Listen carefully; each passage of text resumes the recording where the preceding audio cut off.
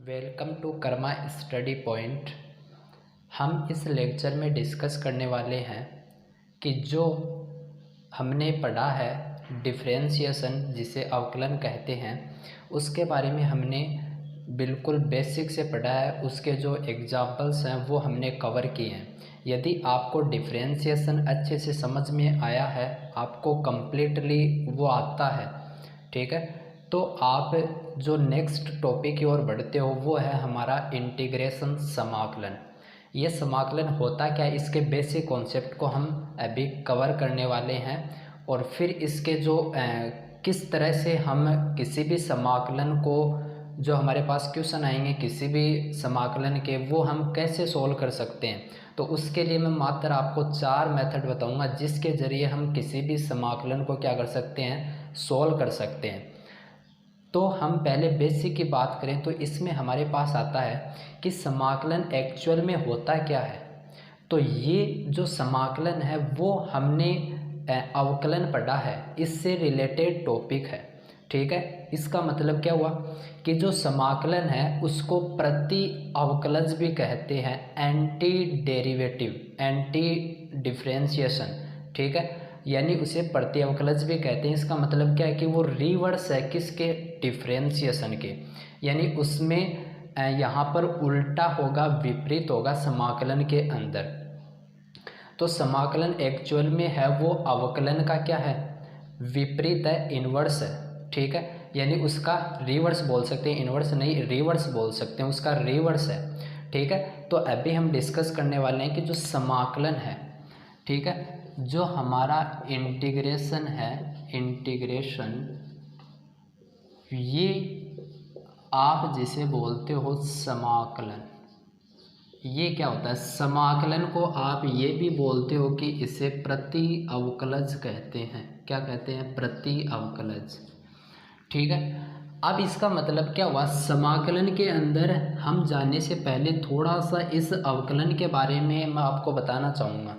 यानी अवकलन के बारे में आपने अच्छे से पढ़ा। यदि आपको समाकलन को स्ट्रॉन्ग बनाना है, ठीक है, तो उसके लिए पहले आपको अवकलन को स्ट्रॉन्ग बनाना पड़ेगा। यदि आपके पास अवकलन, किसी भी प्रकार का आप अवकलन कर सकते हो, ठीक है, तो आप समाकलन को पढ़ना, ठीक है। तो अभी प्रति अवकलज जो हमारा अवकलन है, ठीक है, अवकलन, अवकलन के अंदर हम क्या करते हैं, अवकलन के अंदर हम कुछ इस प्रकार से साइन को डिनोट करते हैं। यानी ये प्रतीक होता है, ये प्रतीक चिन्ह है, किसका है, ये है अवकलन का। क्या मतलब है इसका, डी मतलब डिफरेंशिएशन को शो कर रहा है, एक्स यहाँ पर डी एक्स का मतलब क्या है, इसमें जो एक्स है मतलब एक्स के सापेक्ष क्या हो रहा है, अवकलन हो रहा है। यहाँ पर हमारे पास कोई ना कोई क्या आता है, फंक्शन आता है, कोई भी हमारे पास क्या आता है, यहाँ पर फलन आता है। वो ट्रिग्नोमेट्री हो सकता है, पॉलिनोमियल हो सकता है, इनवर्स हो सकता है, ठीक है। तो यहाँ पर फंक्शन आता है, उसका हम क्या करते हैं, अक्स के सापेक्ष, जनरली हम क्या करते हैं, अक्स के सापेक्ष वहाँ डिफरेंशिएशन करते हैं। सेम प्रोसेस मैं यहाँ पर आपको एक्सप्लेन करना चाहूँगा समाकलन के बारे में। मैंने यहाँ पर बताया कि समाकलन है वो प्रति अवकलज होता है, यानी अवकलन का रिवर्स होता है। तो यहाँ पर बोलूँ तो इसके एक प्रतीक चिन्ह की बात आती है। तो ये जो समाकलन है वो एक वर्ड है, समेशन से बना है। तो मैं थोड़ा सा इसके हिस्ट्री में जाना चाहूँ तो ये जो समाकलन है ये कैसे बना है, कहाँ से इसकी व्युत्पत्ति हुई है, कहाँ से इसकी उत्पत्ति हुई है, कहाँ से इसकी खोज हुई है। तो हमने पहले पढ़ा है अवकलन, बट ये एक्चुअल में रियल नहीं है। जो अवकलन है वो हमने पढ़ा है पहले, लेकिन जो समाकलन है, जो हिस्ट्री हमारी कहती है वो ये कहती है कि जो समाकलन है वो पहले मतलब उसकी डिस्कवर हुई है। पहले हमें समाकलन पढ़ना चाहिए। क्यों भाई, क्योंकि जो समाकलन है इसकी खोज पहले हुई है, लेकिन इसको समझने के लिए हम अवकलन का सहारा लेते हैं। तो हमें अवकलन वहाँ आने चाहिए, इसलिए हम अवकलन पहले पढ़ते हैं। समाकलन में क्या होता है, समाकलन एक्चुअल में किसी समतल क्षेत्र होता है ना, किसके लिए, एक समतल क्षेत्र, उस समतल क्षेत्र का जो क्षेत्रफल है, एरिया, वो क्षेत्रफल फाइंड करने के लिए समाकलन किया जाता है। वहाँ पर अनंत श्रेणी चलती हैं तो उनको ऐड के रूप में करने के लिए, उनको ऐड करने के लिए वहाँ पर समाकलन का यूज किया जाता था, ये हिस्ट्री बोलती है। तो इसको हम एक तरह से रिलेट कर सकते हैं, क्योंकि वहाँ पर जो अनंत श्रेणी चलती थी उनको एडिशन उनका किया जाता था, उनका जोड़ किया था, बोलें तो समेशन यानी उनका सम किया जाता था। तो क्या किया गया कि इसके प्रतीक चिन्ह को बनाने के लिए यहाँ एस से इसको थोड़ा सा परिवर्तित कर दिया गया कि भाई ये समेशन से निकला है, तो एस को हमने कुछ ऐसे लिख दिया। कैसे लिख दिया? कुछ ऐसे लिख दिया। तो ये बना दिया गया किसका प्रतीक चिन्ह? समाकलन का प्रतीक चिन्ह बना दिया गया। ये किसका प्रतीक चिन्ह? समाकलन का। फिर यहाँ पर जैसे हमने अवकलन का ये प्रतीक चिन्ह बनाया, फलन को लिखते हैं, नीचे लिखते हैं कि भाई अक्ष के सापेक्ष है तो अक्ष, वाई के सापेक्ष है तो वाई लिखते हैं। वैसे यहाँ पर हम इनटू में लिखते हैं dx, यानी यहाँ पर अक्ष के सापेक्ष हो रहा है। किसके सापेक्ष है? समाकलन अक्ष के सापेक्ष है। और यहाँ इनटू में हमारे पास आता है फंक्शन, हमने मान लिया हमारे पास फंक्शन है fx। तो ये लिखने का इसका तरीका है, ठीक है। ये fx है, dx है, ये इसका प्रतीक चिन्ह है, यानी समाकलन हो रहा है किसका? fx का। किसके सापेक्ष? अक्ष के सापेक्ष। अब क्या आएगा? उसको मान लिया हमने कैपिटल fx, ठीक है। तो ये इसको डिनोट करने का, समाकलन इंटीग्रेशन को डिनोट करने का ये क्या है? नोटेशन है, ठीक है। अभी देखना यहाँ पर दो ये बोल सकते हो कि नेमिंग की जाती है थोड़ी सी, वो थोड़ा आप ध्यान रख लेना, काम में आ जाता है। जिस फलन का, जिस फंक्शन का आप क्या कर रहे हो, जिस फंक्शन का आप समाकलन कर रहे हो, तो उसको बोलते हैं समाकल्य। क्या बोलते हैं? उसको बोलते हैं समाकल्य। और जो आपने समाकलन किया, जो आपको प्राप्त हुआ है, जो वैल्यू आपको प्राप्त हुई है, उस वैल्यू को बोलते हैं समाकल। क्या बोलते हैं? समाकल। और ये जो आपने पूरी प्रोसेस की है, इस प्रोसेस को बोलते हैं समाकलन इंटीग्रेशन। इस पूरी प्रोसेस को बोलते हैं समाकलन। तो थोड़ा यहाँ पर आपको ये बेसिक समझना ज़रूरी होता है, ताकि हमारे पास किसी भी प्रकार का कन्फ्यूज़न न हो, ठीक है। अभी मैं आपको ये बताने वाला हूँ कि ये जो आपने समाकलन वर्ड लिखा है और प्रति अवकलज, यानी ये अवकलन का विपरीत, ये बोल सकते हो रिवर्स होता है। तो इसका प्रूफ क्या है? तो अभी देखना, हमारे पास होता है कि अभी इसके लिए हमारे पास x की पावर n वाला जो अवकलन में फॉर्मूला चलता है, उसका हम यूज करने वाले हैं। लेकिन उस पर बढ़ने से पहले मैं आपको ये बताना चाहूँगा एक पॉइंट जो कि इम्पोर्टेंट है। समाकलन के अंदर जाने से पहले अवकलन में आप एंट्री मारते हो, तो वहाँ पर हमारे पास क्या होता है? जो अवकलन आता है, उस अवकलन में हम क्या करते हैं भाई? उस अवकलन में हम करते हैं, हमारे पास क्या आता है? हमारे पास आता है फलन। क्या आता है? फलन हमारे पास गिवन होता है। और उस फलन का हमें क्या बोलता है कि इसका आपको डिफरेंशिएशन करना है, इसका आपको अवकलन करना है। तो हम जब उसका अवकलन करते हैं तो हमारे पास आता है फलन का गुणांक, ठीक है। यानी यहाँ पर ये फलन का गुणांक न बोल के अवकलन गुणांक आता है। क्या आता है? अवकलन गुणांक आता है, अवकलज गुणांक आता है, एक ही बात है। तो ये जो अवकलन आपने फलन का क्या किया? अवकलन किया, तो जो आपके पास अवकलन करने पर प्राप्त हुआ उसे बोलते हैं अवकल गुणांक या अवकलन गुणांक, ठीक है। तो ये आपने क्या किया? अवकलन किया, ठीक है। मैंने बोला कि जो समाकलन है वो रिवर्स प्रोसेस है। तो यानी आपके पास अभी क्या आने वाला है? ये तो होता है अवकलन की प्रोसेस में, ये होने वाला है समाकलन की प्रोसेस में। यानी अवकलन गुणांक आपके पास पहले से गिवन होगा, ठीक है। और उससे आपको क्या फाइंड करना है? फलन फाइंड करना है। और वो फलन आप कैसे फाइंड करोगे? समाकलन करके। तो ये जो कॉन्सेप्ट है वो आपको याद रखना है, ठीक है। नेक्स्ट हम बात करते हैं, तो ये जो समाकलन है, नॉर्मली हम फॉर्मूले पर आगे जाने वाले हैं। अभी आपको पूरा एक्सप्लेन करूँगा, कोई दिक्कत नहीं है। लेकिन पहले हमें बेसिक इसका क्लियर होना बहुत ज़रूरी है, ताकि हमारे ये आगे भी काम में आएगा हाई लेवल पे। तो यहाँ पर बात करें तो ये आगे जो हमारे पास जो पॉइंट निकलता है वो निकलता है कि यहाँ पर समाकलन है वो हमारे पास दो प्रकार के होते हैं जनरली। कैसे? दो प्रकार के कैसे समाकलन है, उनको दो प्रकार से डिवाइड किया जाता है। एक होता है जिसे आप बोलते हो निश्चित समाकलन, क्या बोलते हो, निश्चित समाकलन। और एक होता है जिसे बोला जाता है अनिश्चित समाकलन, क्या बोला जाता है, अनिश्चित समाकलन। ठीक है, ये जो अनिश्चित समाकलन है इसका मतलब क्या हुआ भाई, और जो निश्चित समाकलन होगा उसका मतलब क्या होगा। तो इसके लिए हम थोड़ा सा यहाँ पर आपको जब निश्चित समाकलन पढ़ेंगे तब उसको अच्छी तरह से एक्सप्लेन कर देंगे। बाकी आप यहाँ पर अनिश्चित समाकलन को देखो। तो अनिश्चित यानी यहाँ पर आपको वर्ड से ही पता चल रहा होगा, अनिश्चित है मतलब यहाँ पर फिक्स नहीं होगा। क्या नहीं होगा, समाकलन फिक्स नहीं होगा। और फिक्स कब नहीं होता है, जब वहाँ पर कुछ ऐसी क्वांटिटी, कुछ ऐसी राशि वहाँ पर आ जाए जिसकी वैल्यू हमें पता न हो, क्या ना हो, पता न हो, या फिर वो फिक्स ना हो। ठीक है, तो ये जो अनिश्चित समाकलन है वो हम अब देखने वाले हैं कि जो अनिश्चित समाकलन है उसको हम कैसे कैसे सोल्व कर सकते हैं, कैसे कैसे हमारे पास क्वेश्चन है। तो हमारा जो 9 का चैप्टर है, ठीक है, वो हमारे पूरा डिपेंड है अनिश्चित समाकलन है। और फिर जो 10 का आता है, ठीक है, उसके अंदर क्या चलता है, जो आपका निश्चित समाकलन पूरा कंप्लीट उसके अंदर चलता है। जो चैप्टर नंबर 9 है उसके अंदर हमारे पास चलता है अनिश्चित समाकलन। तो अभी हम नेक्स्ट स्टेप पे जाने वाले हैं, तब तक आप इसे नोट डाउन कर सकते हो।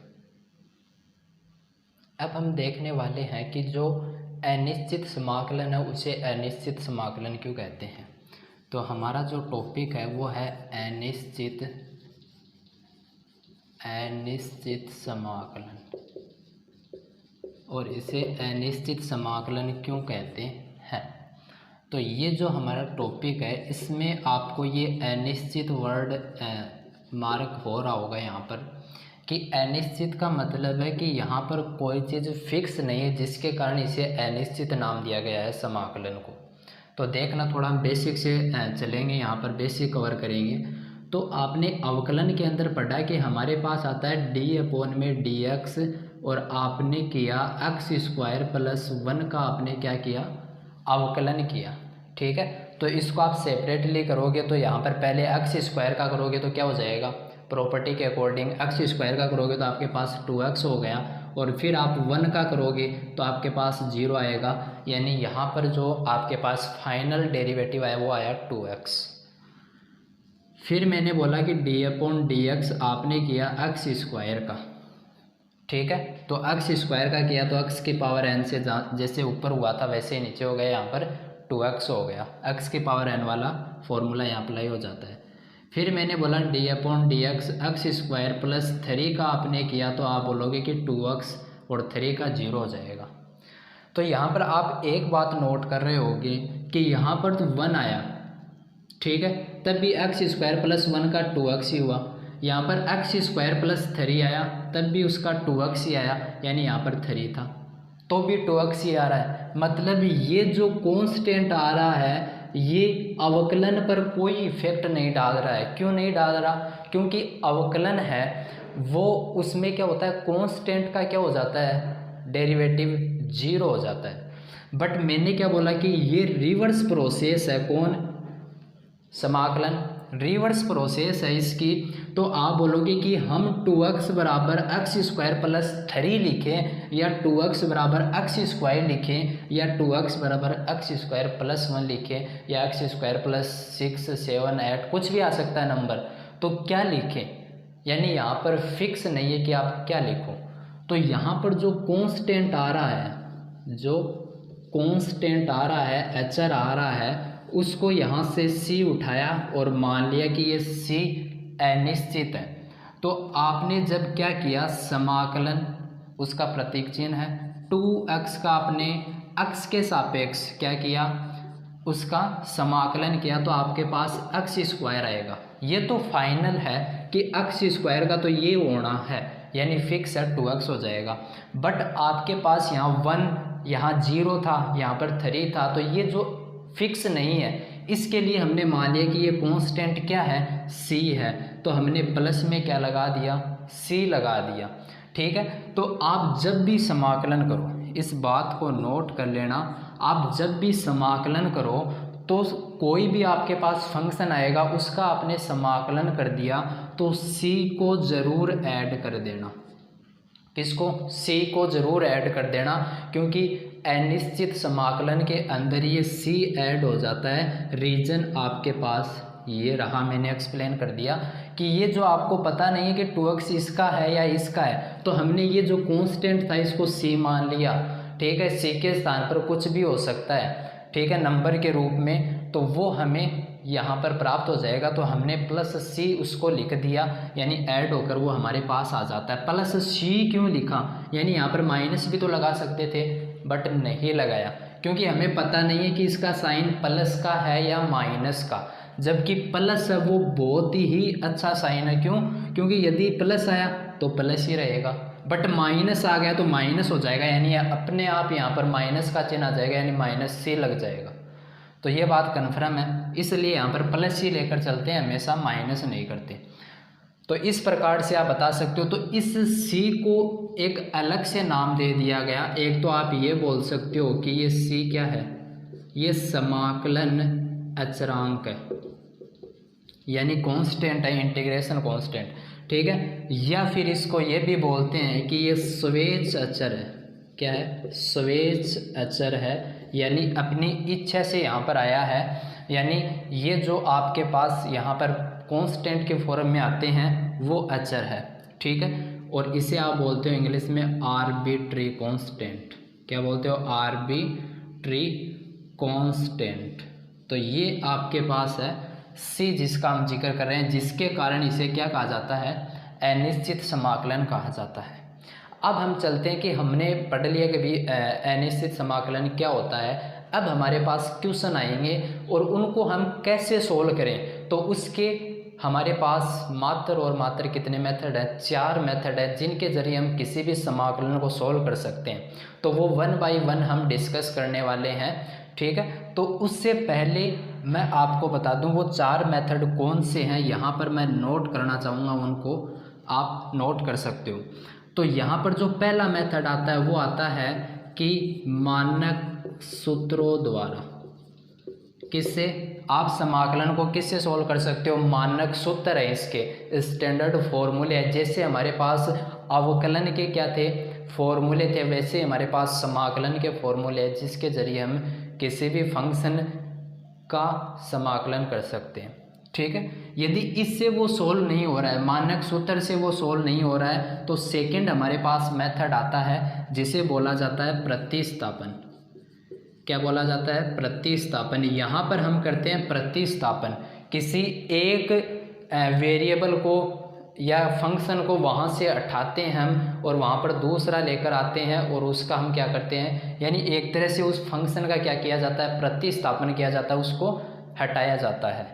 ठीक है, अभी आगे बिल्कुल इसको फुल्ली हम एक्सप्लेन करेंगे।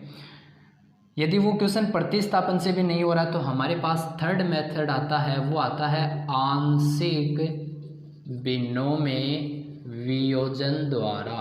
वियोजन से आंशिक विनिमय वियोजन से हम उस क्वेश्चन का समाकलन कर सकते हैं। यदि इससे भी नहीं हुआ तो 4 और लास्ट फाइनली जो हमारे पास मेथड है वो मेथड है खंडस्थ विधि।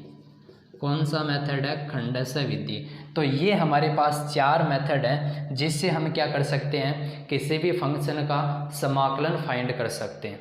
ठीक है, तो हम यहाँ पर जो अभी डिस्कस करने वाले हैं वो इनके मानक सूत्रों द्वारा जो समाकलन किया जाता है वो डिस्कस करने वाले हैं। तो उसके लिए हमें क्या करना पड़ेगा? पहले उन मानक सूत्रों को, उन स्टैंडर्ड फॉर्मूलों को हमें क्या करना होगा?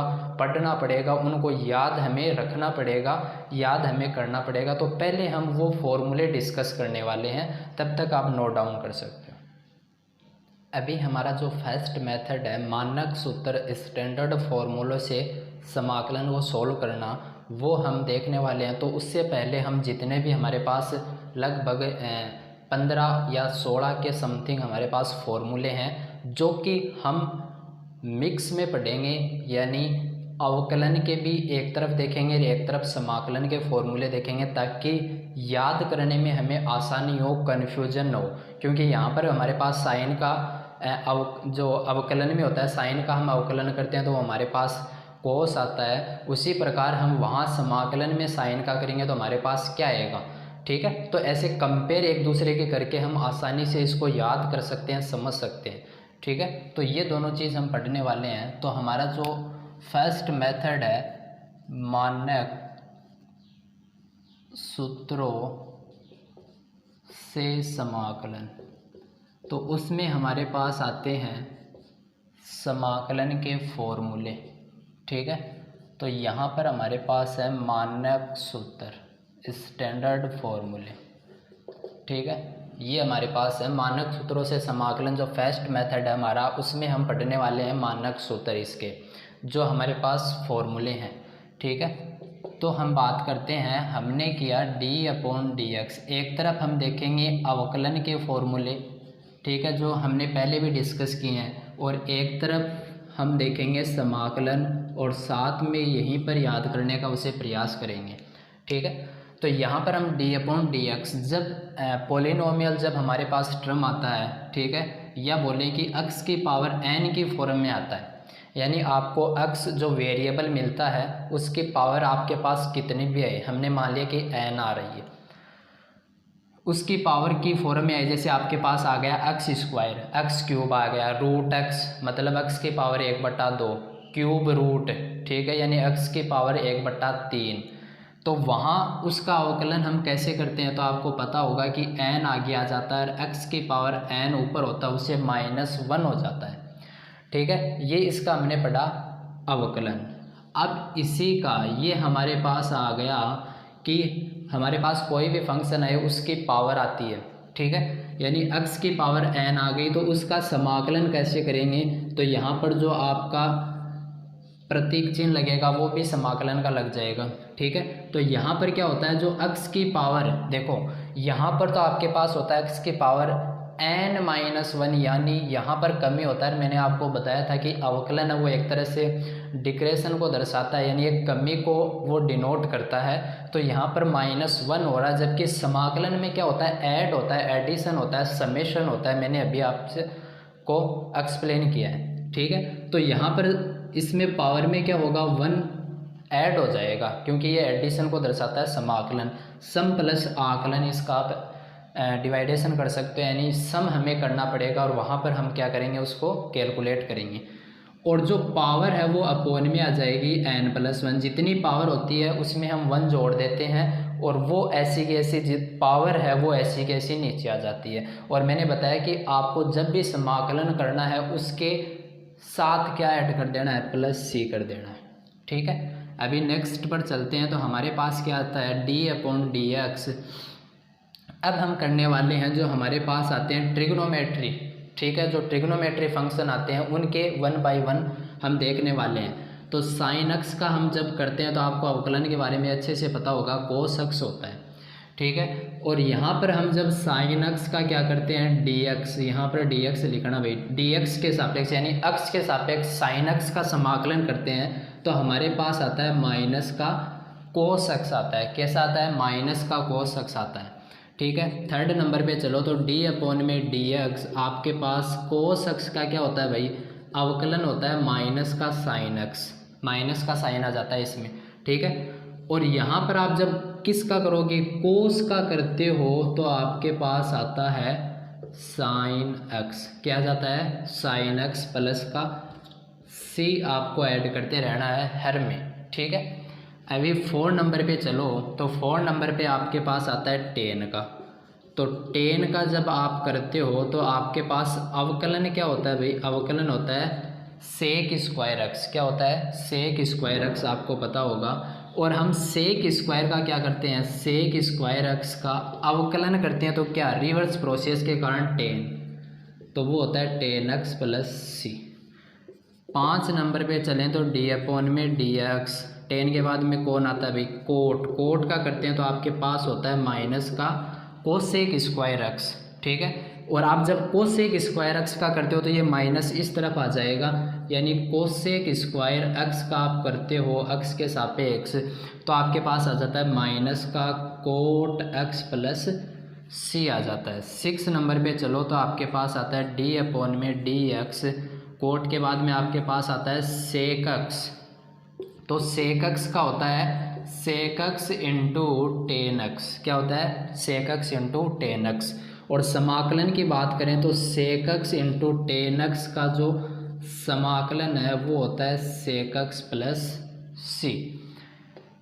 7 नंबर पे बात करें तो डी अपॉन में डी एक्स आपके पास आता है सेक हो गया, फिर आता है कोसेक, कोसेक एक्स। तो कोसेक एक्स का करते हो तो होता है कोसेक एक्स माइनस का cosec x into cot x. और जब कोसेक एक्स कोट एक्स का आप समाकलन करते हो तो माइनस के कोसेक एक्स आता है, माइनस के कोसेक एक्स प्लस सी आता है। तो ये हमारे पास जो ट्रिग्नोमेट्री फंक्शन है उनके क्या हो गए अवकलन और समाकलन हो गए। थोड़ा सा समझने का प्रयास करना। देखो कोसेक है और कोट, देखो सर्वसमय हमारे पास चलते हैं आइडेंटिटी, जिसमें हमारे पास बढ़िया यहाँ पर संबंध होता है कि टेन का 1 + tan square equal to sec square होता है। तो यहाँ पर जो अवकलन है वो टेन का सेक स्क्वायर के पदों में ही होगा, यानी सेक स्क्वायर होगा। सर्वसमिका में टेन और सेक के साथ रिलेशन होता है तो वो यहाँ पर है, और इसका रिवर्स हो गया तो ये आप याद रख सकते हो आसानी से। कोट और कोसेक जो सर्वसमिका होती है वो कोट और कोसेक में होती है। 1 + कोट स्क्वायर एक्स बराबर कोसेक स्क्वायर होता है, तो वो चीज़ यहाँ पर आप रिलेशन कर सकते हो बिल्कुल। सेक और टेन की मैंने अभी भी बताई है, इसके अकॉर्डिंग कोस और कोट की यहाँ कोसेक और कोट की मैंने ये बता दी तो ये सेम हो जाएगी। माइनस वाला आपको याद रखना है, कोट और कोसेक के साथ हमेशा माइनस चलेगा, समाकलन हो चाहे अवकलन हो, ठीक है, ये बात भी आप याद रख लेना। इसके बाद में आगे जो नेक्स्ट चलते हैं हमारे पास वो आता है डी अपॉन में डी एक्स ई की पावर एक्स। आपने अवकलन पढ़ा होगा, ई की पावर एक्स का क्या होता है ए की पावर एक्स ही होता है, ठीक है। और जब समाकलन करते हैं तो हमारे पास क्या होता है समाकलन e की पावर x का भी समाकलन e की पावर x ही होता है प्लस c, ठीक है।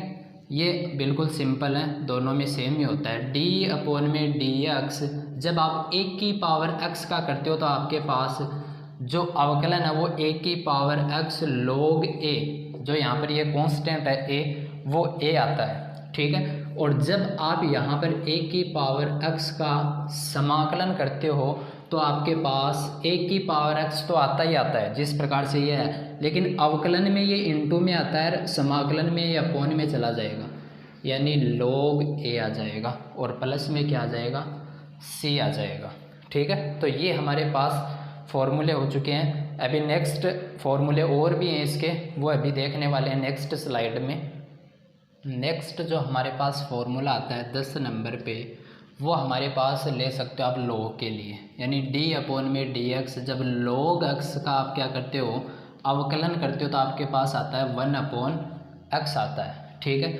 यदि हमने क्या किया log x का ये नहीं log x न लेकर हम क्या लें कि यहाँ पर log x का आपके पास क्या है 1/x, तो आप जब 1/x का करते हो तो आपके पास क्या आता है log x प्लस c आता है, ठीक है। log x का जब आप समाकलन करते हो तो वो आपका दूसरे मेथड से होता है, उसका कोई स्टैंडर्ड फॉर्मूला नहीं होता है, ठीक है।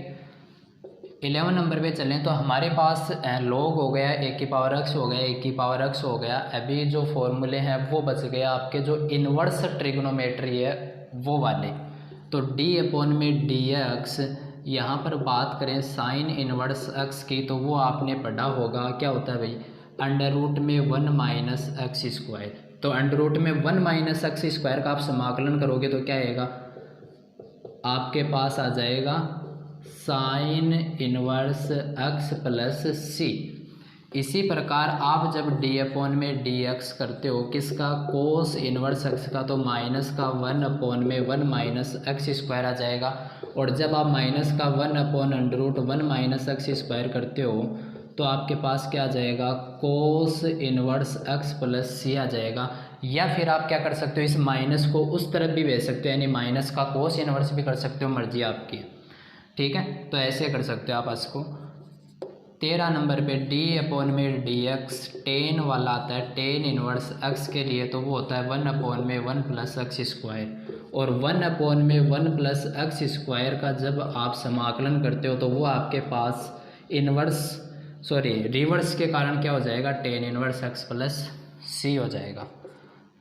आगे बात करें तो आपके पास आता है सेक इनवर्स x, तो सेक इनवर्स का होता है 1/में x into under root X square minus, ध्यान रखना इसको, 1/में होता है x under root X square minus 1, और जब आप 1/में x under root X square minus 1 करते हो तो आपके पास आता है सेक इनवर्स प्लस c। यहाँ पर चलें d/में dx कोसेक इनवर्स x का जब आप करते हो अवकलन तो 1/में माइनस का क्या आता है x root X square minus 1, ठीक है, माइनस का आ जाएगा ये इधर, ठीक है। इधर आप 1/में x under root X square minus 1 minus का करते हो समाकलन तो आपके पास आता है cosec inverse x plus c। तो ये इन्वर्स के आपके कंप्लीट हो गए, ठीक है। और भी आप ये तो मैन स्टैंडर्ड या इम्पोर्टेंट फॉर्मूले जिसे आप बोल सकते हो वो हैं, और बाकी आप बना सकते हो, जैसे मैंने बोल दिया कि d/में dx जब आप x का करते हो अवकलन तो आपके पास 1 आता है, बिल्कुल ये x की पावर n से हो जाएगा, बट याद रख सकते हो कि x का 1 होता है, ठीक है। और समाकलन बोलो तो x का 1 का क्या होता है, 1 का x होता है, प्लस c आना ही आना है। तो ऐसे आप और भी फॉर्मूले बना सकते हो, बाकी जो मेन फॉर्मूले हैं वो इतने ही होते हैं हमारे पास, ठीक है। तो ये जो फॉर्मूले हैं ये इम्पोर्टेंट है, दोनों को आप कंपेयर करके आसानी से याद रख सकते हो, क्योंकि याद रखोगे तभी हमारे पास क्वेश्चन सोल्व होंगे। ये जो फॉर्मूले हैं ये फर्स्ट मेथड है मानक सूत्रों से, इसमें तो यूज होगा ही होगा, साथ में जो 3 मेथड और बच गए वहाँ पर भी ये फॉर्मूले यूज आएंगे। तो इसके लिए हमें इन फॉर्मूलों को कंठस्थ करना पड़ेगा, इनको याद रखना पड़ेगा, जो कि मैंने आपको एक तरीका भी बताया कि आप कैसे याद रख सकते हो, ठीक है। तो ये वीडियो आपको कैसा लगा आप कमेंट करके बता सकते हो, और नेक्स्ट वीडियो में हम डिस्कस करने वाले हैं 9 पॉइंट आपके जो 1 है उसको डिस्कस करेंगे, जिसमें हम इसके क्वेश्चन आंसर देखने वाले हैं।